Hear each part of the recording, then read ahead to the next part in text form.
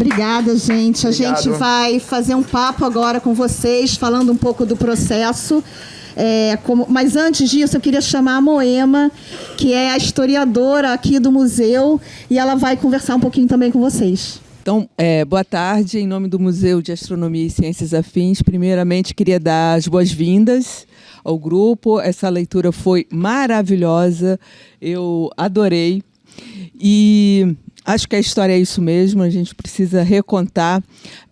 E estou aqui vendo meu colega Douglas Falcão, e junto com ele a gente tem uma luta histórica que é mostrar também, entre outras coisas, que ciência e cultura estão juntos. Entendeu? Então, assim, podem perguntar por que o Museu de Ciências. Além de Três Marias ser uma constelação, né? Tem astrônomos aqui, pessoal, mais gabaritado para falar. A gente está sempre nessa luta de mostrar que sem cultura você não tem ciência, sem ciência você não tem cultura, né? Então, é nesse sentido que a gente dá as boas-vindas para essa iniciativa.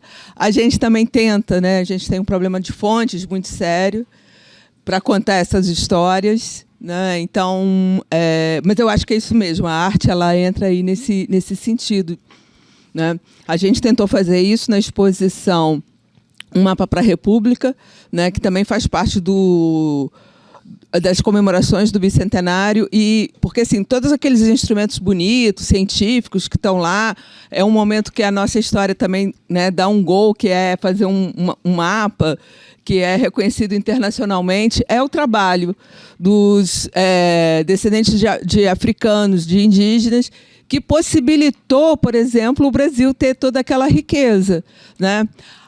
Como a gente não conseguia as fontes para mostrar que as mulheres, por exemplo, naquele momento, não tinham direito de voto, mas estavam lá, né? O voto foi acontecer 12 anos depois.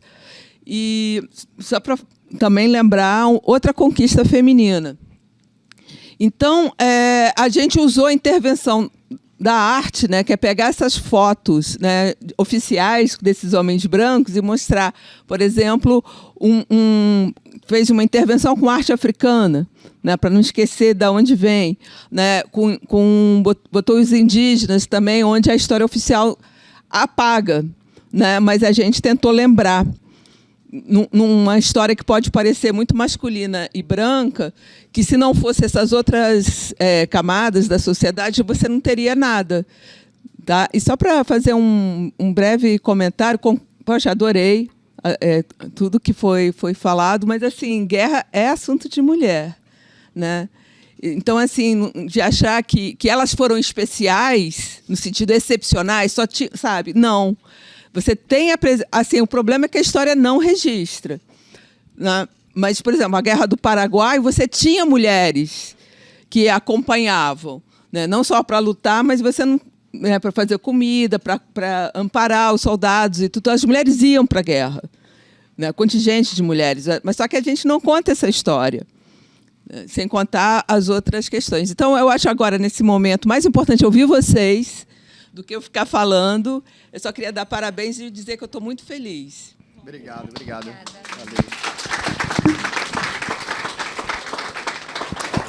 Tem também, Moema, um outro motivo da gente estar aqui no Museu de Astronomia, não só Três Marias, a constelação, mas o São Cristóvão é um bairro histórico, e a gente queria fazer um espaço que tivesse ligado, de alguma forma, à família real, né, a Leopoldina. E Leopoldina, ela viveu aqui e morreu aqui em São Cristóvão. Então, é um lugar também muito especial para fazer essa leitura.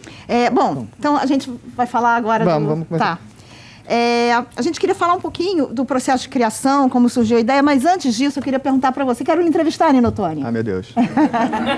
Vamos lá. É uma coisa que a gente conversou várias vezes, mas nunca assim eu perguntei para você diretamente. Como é para um homem, você escreveu o texto comigo, um homem se colocar dessa forma, falando dessa forma sobre os homens e sobre as mulheres? Como é que isso foi para você? Foi um desafio, né? Porque tem essa questão do lugar de fala, às vezes você se sente assim, tipo, será que eu posso abordar isso? Será que eu não posso? Será que eu devo? Então, eu tentei ser o máximo de cuidadoso possível, né? Como eu pude abordar isso, porque toda vez que você vai escrever uma coisa que não pertence... Uma coisa é você estar escrevendo uma história que passa por um fundo, tem um personagem que fala uma coisa, fala outra. Eu acho que isso é normal, acho que todo autor pode e deve ser capaz de desenvolver uma personagem feminista, mesmo sendo um homem e tudo mais.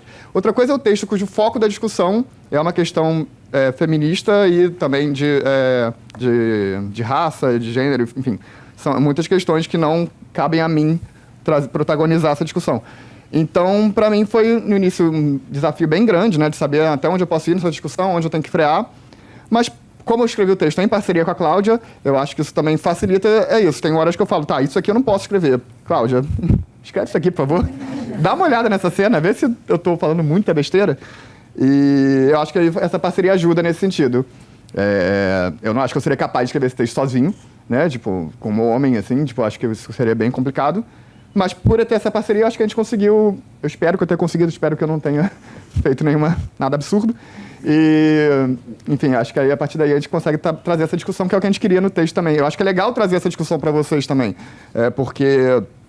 para mostrar que não foi uma coisa tão impensada. Eu não cheguei lá escrevendo e falando, tá, deixa eu falar como deve ser esse debate. Eu não acho que eu tenho que fazer isso. Acho que nós, como brancos, não temos que estabelecer como é esse debate em relação às questões raciais que a gente traz no texto, mas acho que a gente pode só trazer a discussão e trazer pessoas que podem falar muito melhor que a gente nesse sentido.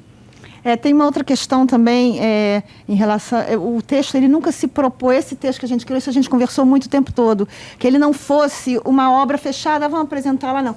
Ele é o pontapé de uma discussão. Por isso que eu acho que sempre que ele for lido, ou se algum dia for montado, tem que ser seguido por uma discussão. Ele é um pontapé para isso. Eu acho que ele não vive sem uma discussão depois, né? Exato. Isso a gente teve essa preocupação. Em relação ao processo de criação, né? Aí você vai me atropelando. Tá bom, eu atropelo, pode deixar.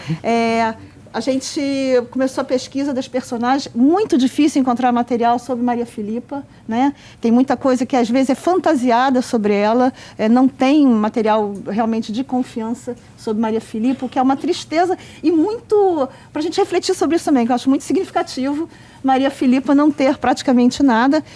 Existe uma teoria de historiadores que diz que ela foi uma invenção do avô de João Baldo, e já tem outros historiadores que hoje em dia estão com material, né, Moema, você deve estar acompanhando isso, né?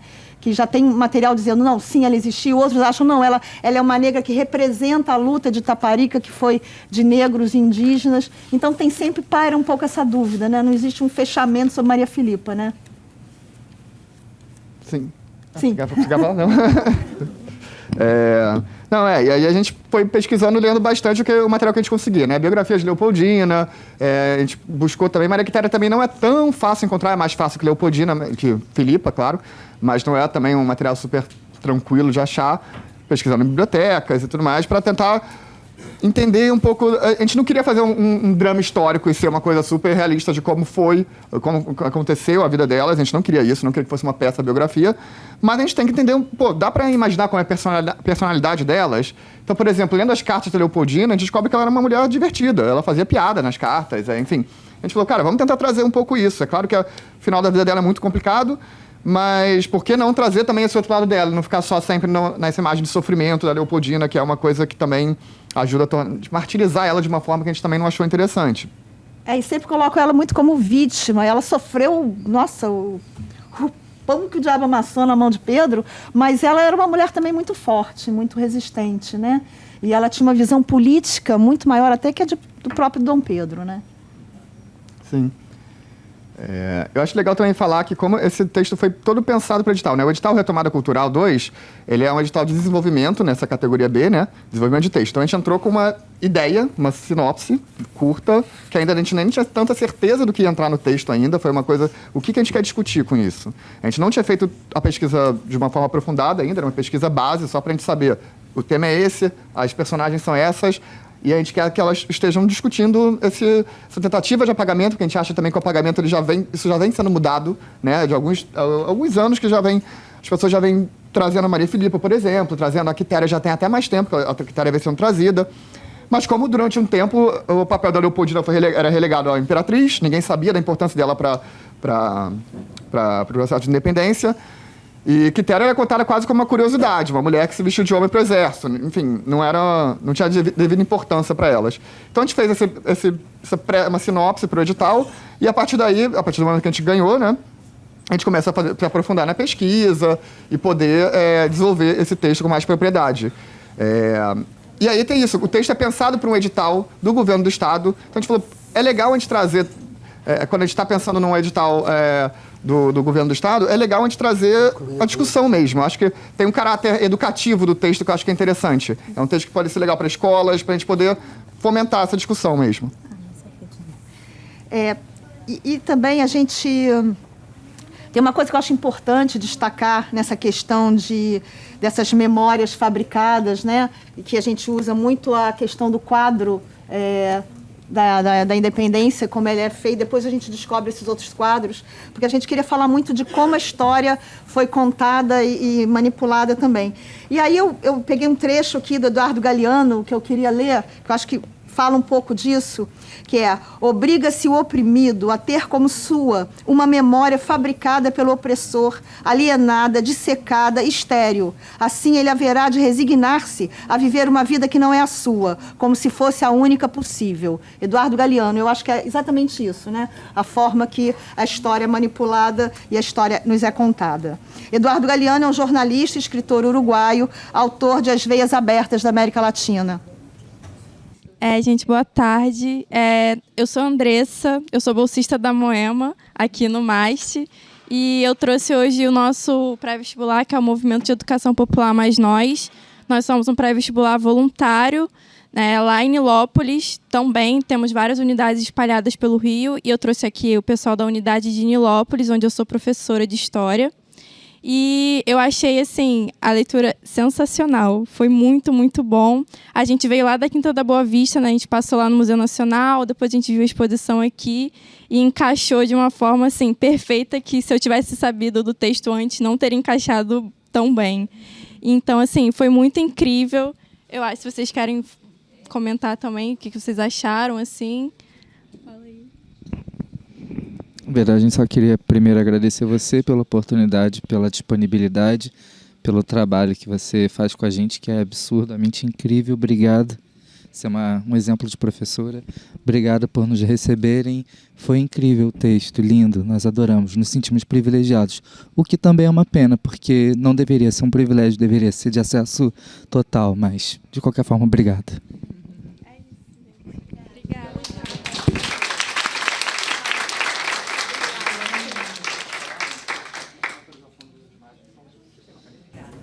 Imagina, obrigada a você, né? Só a gente ouvir isso. Eu só vou fazer uma reflexão que a gente até gravou quando estava no nosso processo aqui de making off. Eu, evidentemente, não tenho o physique de rôle da Leopoldina, né? Da Maria Leopoldina. E isso leva a uma reflexão mais profunda, que é o quanto tem dessas mulheres em todos nós. Por mais que sejam apagadas no discurso, nos quadros ou na história oficial, de certa forma as atitudes vêm permeando, eu acho, a nossa cultura. Então foi muito emocionante ler esse papel, foi muito emocionante hoje ler com vocês. E eu acho que isso, né, foi um pensamento que passou pela gente, o quanto tem de cada uma, não só de Maria Leopoldina, de Quitéria, até de Filipa, embora não se saiba nem se ela existe, quantas mulheres não se sabe se existem, né? Nossas antepassadas, é isso.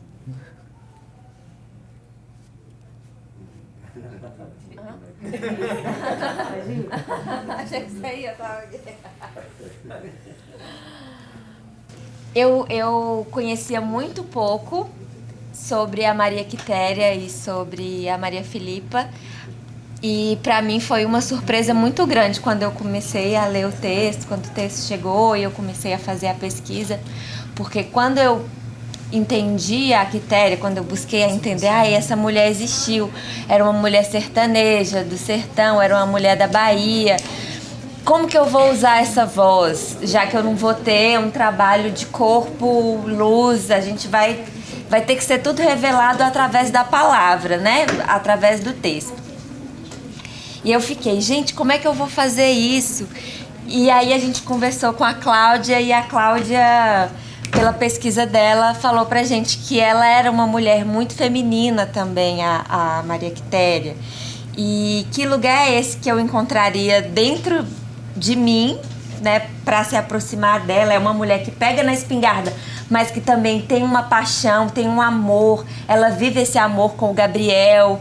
Ela tem uma questão assim com o amor e com o sonho também nela. Eu vejo ela uma mulher sonhadora. E é um desafio grande trabalhar a palavra de uma mulher, porque nós mulheres, eu acho que a gente é ensinada assim, pelo menos eu, na minha criação, eu sou do sertão de Minas Gerais. Então, a mulher, ela é criada para casar, ter filho, pipipipopopó. A gente não pode pensar em outra coisa. Estudar já tá bom demais sem estudar. E aí, quando vem com uma mulher que pega em armas, e aí é uma mulher que pega em arma, é boa e casa. Você fala, que mulher é essa? Eu quero brincar de ser essa mulher. Então é muito gostoso brincar de ser essa mulher. E rola até uma... como é que fala? Uma excitação muito grande de mim também. Aí mistura um pouco a atriz Ludmilla, que fica muito excitada lendo esse texto. E por isso até tem uma rapidez, assim, porque é muito entusiasmo nessa leitura. Eu fiquei deslumbrada com essa mulher, assim. Queria ter convivido com ela, imagina. Uma mulher que pega em arma, é casada, é apaixonada, é feminina. Como que isso seria hoje, né? Quem seria essa mulher hoje? Será que eu poderia ser? Será que você poderia ser essa mulher? Né?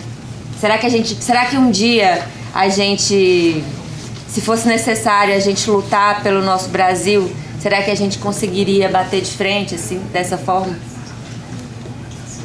Ainda tem essa questão da diplomacia também. Isso é uma coisa que me intriga muito no texto, né? A diplomacia e a violência. Esses dois lugares, esses dois tipos de luta, que todos são lutas, né? São válidos. A forma como elas encontraram para lutar, a Felipa e a Quitéria. Tá bom. Não. Priya, quer falar alguma coisa sobre o teu personagem? Curioso pensar, e é como a gente aprende, né, que a história, o registro, né, é muito importante, porque ele oficializa, né? Ele coloca ali o que é válido e o que não é. Mas em África a gente tem a figura do griot, que é passado as nossas histórias para as comunidades através dessa figura, que ele transfere a história através da oralidade.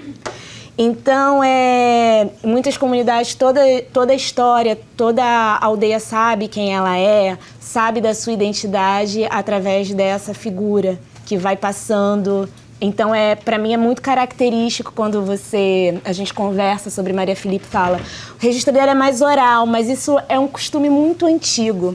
E eu acredito que muitas mulheres que a gente conhece ainda hoje e ainda as pessoas não têm dúvidas sobre a sua existência ou não, é por conta dessa resistência, ainda bem que ainda existe essa resistência e desse lugar tão antigo que a gente ainda conserva do nosso continente lá atrás, que é o griot, né? Da oralidade que a gente ainda consegue, por palavras, os nossos antepassados terem passado, chegar até aqui, que com certeza não estaria aqui, né? Se essas mulheres não tivessem não só aberto a porta para mim, mas também deixado aberto para eu poder passar. Então, é mais fácil, por ser uma personagem aberta, poder constituir, poder compor? Não! Não, né? Porque a responsabilidade continua sendo a mesma. A gente tem muitas questões cotidianas, mas que muita coisa mudou e hoje eu estou aqui podendo interpretar com mulheres incríveis por conta de toda essa vantagem que eu tive de poder estar agora usufruindo dessa conquista, né, que tiveram lá atrás e que eu consigo ter conhecimento porque a minha comunidade teve a responsabilidade e a resistência de ir passando e contando essa história que eu vou contar para os meus filhos, e os meus filhos vão contar para os filhos deles, e eles vão entender que eu existi pelos registros, mas também pela palavra. E estou muito feliz de estar dividindo esse momento aqui com vocês, e estou muito feliz de ter jogado cena aqui com as minhas parceiras. Então, só isso mesmo. A gente vai fazer uma atividade, né, com vocês. Primeiro a gente vai saber se alguém tem pergunta, né? Se alguém tiver uma pergunta, a gente está aberto a perguntas sobre o texto, sobre a leitura, enfim, qualquer coisa que vocês queiram perguntar. Se alguém quiser, eu preciso entregar o microfone, porque como a gente está gravando... Ligado. Alguém quer fazer alguma pergunta? Tem, então peraí. Tem uma frase de vocês que remete para o futuro, que é o tricentenário, né? O que a gente pode projetar de todas essas batalhas que a gente tem para o próximo, para daqui a 100 anos? Tem a visão otimista, a visão realista, a visão pessimista. Qual que você quer? Aqui você, como autor, gostaria de escrever. Também depende. Assim, como autor, eu gosto de escrever comédias, assim, então pode ser uma coisa bem trágica que eu vou fazer graça com isso. Mas, assim, na prática, o que eu quero? Eu gostaria de ver a gente resolvendo umas questões que o Brasil tem que resolver urgentemente, né? Resolver com o seu passado mesmo, a gente tem que resolver isso que a gente não pune quem tem que ser punido, né? A gente esquece as coisas que aconteceram e a gente vê as consequências até hoje de vários casos muito graves que as pessoas foram empurrando com a barriga a hora de fazer isso. Eu espero que a gente pare de fazer isso e pare logo, assim. Eu acho que tem coisas aí para serem punidas em breve e eu acho que a gente pode fazer isso, entendeu? Eu acho que o tricentenário a gente pode comemorar essa virada, de repente. Ali, tem mais uma pergunta ali. Se eu puder escrever esse texto, eu vou estar muito feliz, que eu vou estar eu quero estar bem escrevendo. Se eu estiver bem escrevendo, a ciência avançou bastante, isso é uma excelente coisa. Oi, gente. Bom, primeiro eu queria comentar, assim, a magia que é isso, né? Eu nunca tinha assistido uma leitura. E eu sou bem da cena e tal, mas eu nunca tinha assistido uma leitura. Então, para mim, foi muito surpreendente, assim. E o encantamento que é, né, o teatro, né? Como é que eu vejo a Ludmilla, que era a pessoa que eu conhecia aqui, sendo uma outra pessoa, né? A palavra, o movimento, o gesto e tudo. Realmente, eu fiquei muito emocionada. E com o tema também, né? Essas mulheres, esses apagamentos, né? Quando vocês falam de tantas coisas muito sérias, mas também com uma graça, né? Eu acho isso muito incrível. Parabéns aos autores. Eu acho que é um grande poder isso, né? E como isso chega na gente, né? Como chega mais facilmente, talvez se fosse uma coisa tão séria, ou não sei o quê.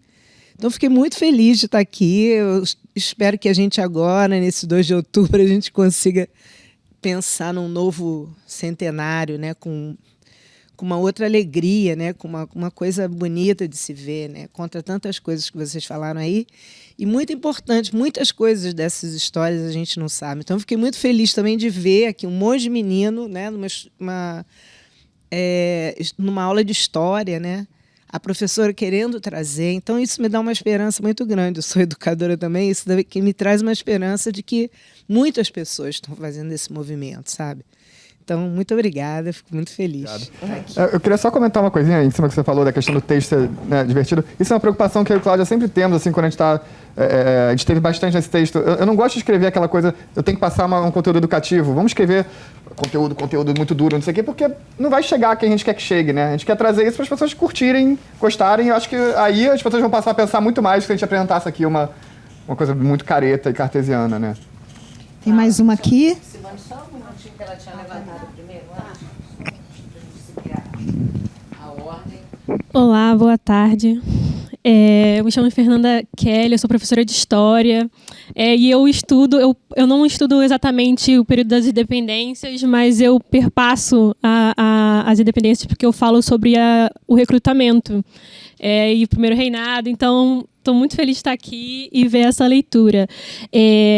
Primeiro, eu quero elogiar muito o texto, eu acho que teve temas pertinentes à história, porque é o que se propõe, mas também teve um diálogo muito assim, importante com os temas do presente, principalmente relacionado às mulheres, a questão também da história, de como a gente está contando essa história, e eu percebo que isso é uma iniciativa também para superar o meio acadêmico, porque vindo do meio acadêmico, a gente ainda está buscando narrativas, a gente tem essa problemática de fontes, que a gente não consegue acessar essas fontes, então é difícil contar essas histórias. E essa margem ficcional abre muito o diálogo. Só que, ao mesmo tempo, como historiadora, eu fico assim, encantada, mas eu não posso fazer esse flerte com a ficção, porque eu tenho que me prender aos métodos e à pesquisa. Então, partindo do outro lado, assim, até onde o senso de humor que vocês propuseram e essa margem ficcional, quais foram os cuidados realmente com a pesquisa, se vocês consultaram historiadores para fazer.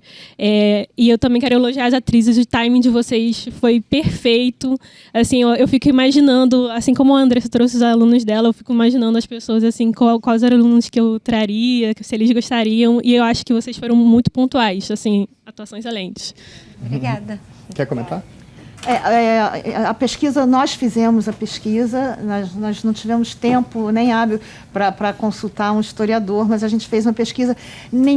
A gente traz a ficção, né? Tem uma brincadeira, mas nenhum fato que está aqui é inventado.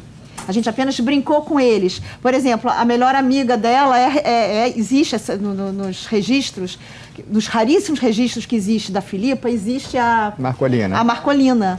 Ela realmente morava com ela naquele cortiço que chamavam de convento, mas era um cortiço. Então, nada foi inventado. O Gabriel é o grande amor da Quitéria. Então, tudo está ali. Só que a gente vai dando uma abordagem diferente, mas não tem nada inventado sobre as vidas delas. A gente só criou uma coisa de brincar com o MMA. A gente queria muita referência de cultura pop para misturar. Então, mas invenção não teve, não. Muito obrigada. Mais uma vez, só elogiar a participação de vocês. Eu estou, assim, com a minha mente fervilhando, já pensando em abordagens diferentes. E, realmente, é um acalanto, assim, pensar novas... Principalmente a prática de pesquisa de história, que é tão, assim, enrijecida, pensar novas formas de contar essas histórias é muito instigante. Muito obrigada. Obrigada a você. Oi, meu nome é Simone, eu sou do Grupo Eco lá de Santa Marta. Eu fiquei encantada com o texto de vocês e essa brincadeira realmente é muito maravilhosa porque a gente trabalha com crianças e vai de 6 a 12 anos e jovens também, né? Até adultos, aí a gente não tem idade. E aí eu já percebo assim que esse texto, ele dá sim para ser feito e todas as crianças de todas as fases da idade vai poder absorver, tanto historicamente, aprender. É uma forma de aprender brincando, que é o que mais a gente faz, né? Porque a gente aprende com lúdico também. E a criança aprende mais, né, com lúdico do que aquela coisa assim da escola, um professor dizendo as datas e lugares e que tem que decorar, né? Quando a gente aprende, é mais fácil assim, brincando, vendo. E aí, eu só queria saber quando que vai ser montado, né? Porque eu fiquei aqui imaginando o figurino, entendeu? O cenário, quando você descreve lá os bonecos, eu falei, como vai ser manipulado isso? Estamos abertos ao oferecimento de patrocínio.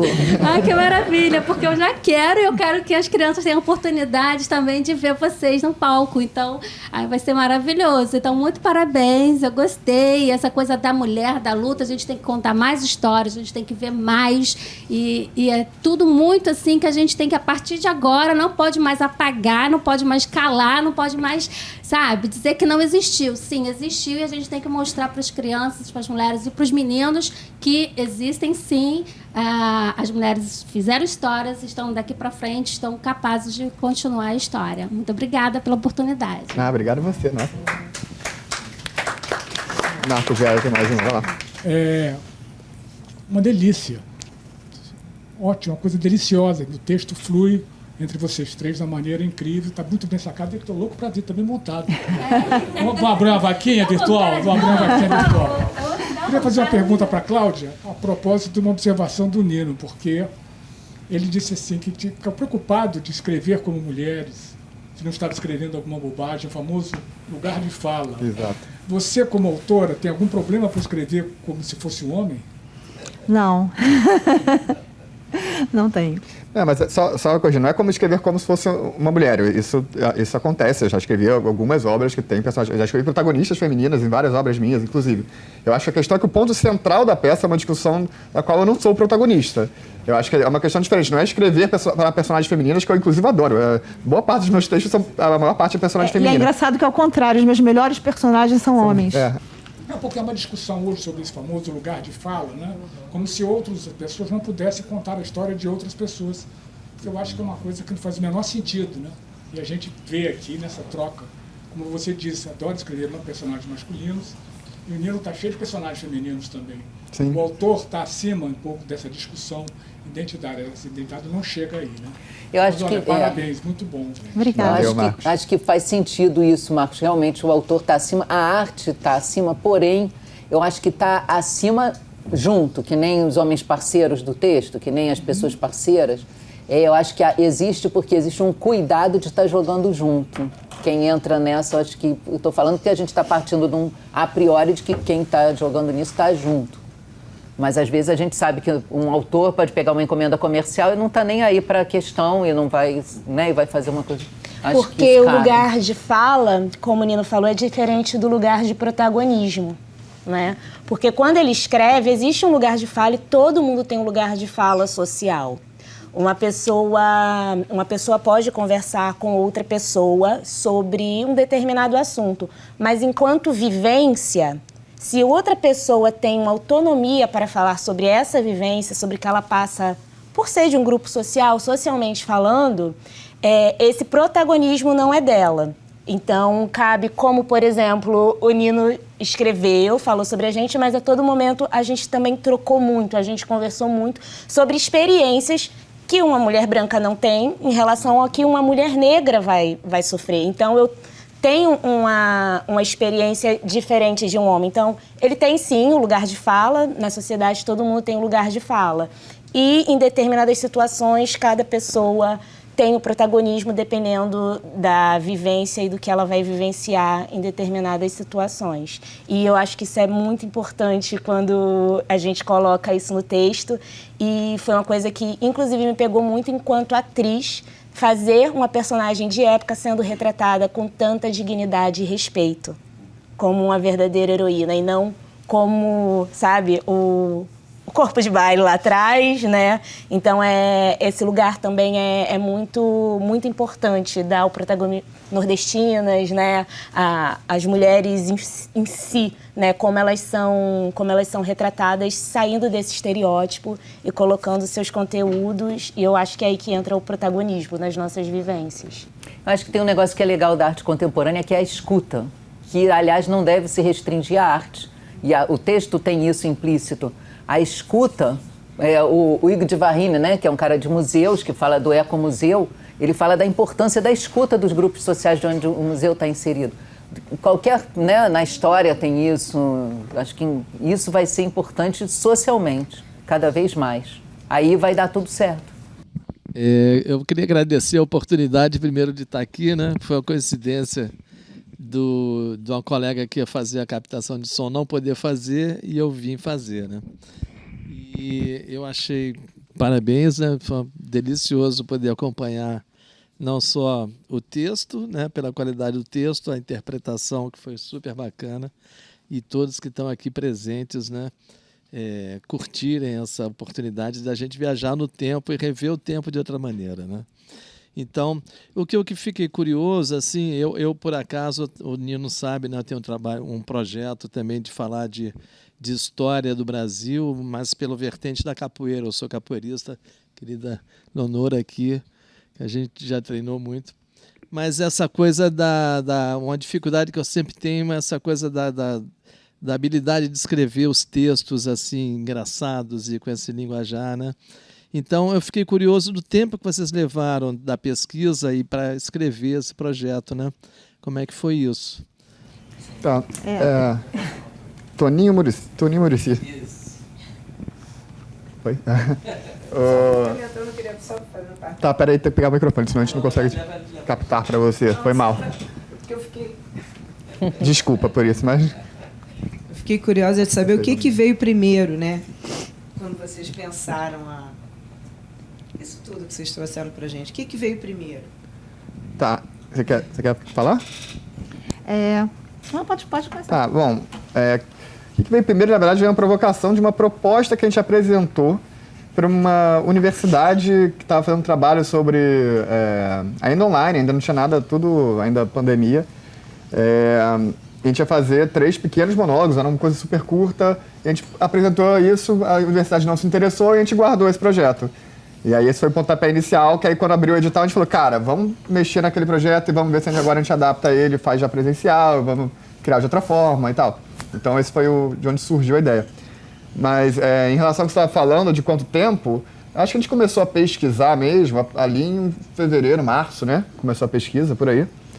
E aí, enfim, o processo de escrita acabou sendo bastante rápido, até por questões do prazo que a gente tem, né, para o edital. Mas a pesquisa foi uns 6 meses aí de pesquisa, quase isso, né? E na verdade é aquilo, o texto está em transformação. Se a gente for montar esse texto, eu acho que vale a pena ainda mexer mais, ainda vale sempre pesquisar mais, se aprofundar em determinadas questões, né? Porque volta e meia a gente conversou isso durante os ensaios, né? Pô, de repente isso aqui daria para dar uma aprofundada, isso aqui a gente pode dar uma mexida, a gente pode criar uma cena assim, e é uma coisa que o texto está aberto, né? É isso. E a gente também queria muito que a leitura fosse apresentada ainda em setembro, ainda no mês, fazendo parte das comemorações do Bicentenário. Então, por isso a gente falou, a gente está apresentando, mas é aquilo, a gente pode ampliar esse texto, a gente pode abordar outras questões também. Work in progress. A gente tem que começar... Tem que encerrar agora? Não. Ah, tá. A gente tem que começar aí para encerrar, então a gente queria fazer uma atividade, né? Eu acho que ele queria falar só mais uma coisa. Só queria complementar, porque... eu sempre que eu leio essas coisas absurdas que os homens fazem com as mulheres, eu fico muito chocado, porque eu acho de uma barbárie assim, né, que existe, que é impressionante. E eu acho muito bacana porque resgatar esses personagens históricos com essa perspectiva é muito legal. E, ao mesmo tempo, é impressionante, porque eu não posso deixar de pensar no que está acontecendo no Irã, né? A revolta que está havendo lá com as mulheres, porque a menina estava com o cabelo para fora, morreu na mão da polícia, né? Então, eu acho que a gente tem que respeitar, a gente tem que enfatizar esse direito da mulher, né, a ser igual, a ter o seu protagonismo, ser respeitada. Eu acho que o homem precisa amadurecer, evoluir e entender a sua posição não pode ser a de uma fera, né? Um estuprador, de um dominador, de uma pessoa que simplesmente garroteia a mulher, né? Então a gente tem que ter essa parceria e parabéns, eu acho que é super pertinente essa discussão agora. Valeu, Toninho, obrigado. A gente tem então uma atividade legal que a gente queria trazer, essa atividade que a gente planejou dentro desse bate-papo com caráter de oficina também, né? A gente queria fazer alguma atividade com vocês, quem quiser participar, claro. Não vai doer. Não vai doer. É isso, bom. Primeiro eu queria perguntar, também ninguém é obrigado a participar, ok? Eu queria perguntar para vocês como seria uma comemoração do Bicentenário para vocês, se vocês fossem os organizadores da festa do Bicentenário. Quem quer falar? Eu disse que não dói.